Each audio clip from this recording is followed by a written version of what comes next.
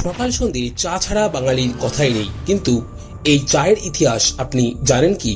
প্রতিদিন পৃথিবীতে প্রায় 3 বিলিয়ন চা পান করা হয়ে থাকে। জলের পর দ্বিতীয় পানীয় হিসাবে চা স্থান পেয়েছে। চায়ের ইতিহাস শুরু হয় প্রায় 5,000 বছর আগে চীনে। কথিত আছে চীনের সম্রাট সেন নং একদিন বনে বসে ফুটন্ত জলের পাশে বিশ্রাম নিচ্ছিলেন। হঠাৎ একটি গাছের পাতা উড়ে তার জলে পড়ে যায়। তিনি সেটি চেখে দেখলেন আর তাতেই জন্ম নিল পৃথিবীতে প্রথম চা। চীনের ভাষায় চাকে বলা হয় চা, আর জাপানে বলা হয় ওচা। এখান থেকেই টি শব্দের উৎপত্তি। প্রথম দিকে চা ছিল শুধু ঔষধি পানীয় হিসেবে ব্যবহৃত হতো। পরে তাং রাজবংশের সময় চা পান করা এক ধরনের সংস্কৃতি ও সামাজিক অভ্যাসে পরিণত হয়। চীনের পর চা ছড়িয়ে পড়ে জাপান, তিব্বত, ভারত ও ইংল্যান্ডে। 17 শতকে ব্রিটিশরা চা পানকে রাজকীয় অভ্যাসে পরিণত করে, আর তখন থেকেই চা হয়ে যায় ওয়ার্ল্ড ফেভারিট ড্রিঙ্ক। ভারতে চা আসে ব্রিটিশদের মাধ্যমে 18 শতকের দিকে।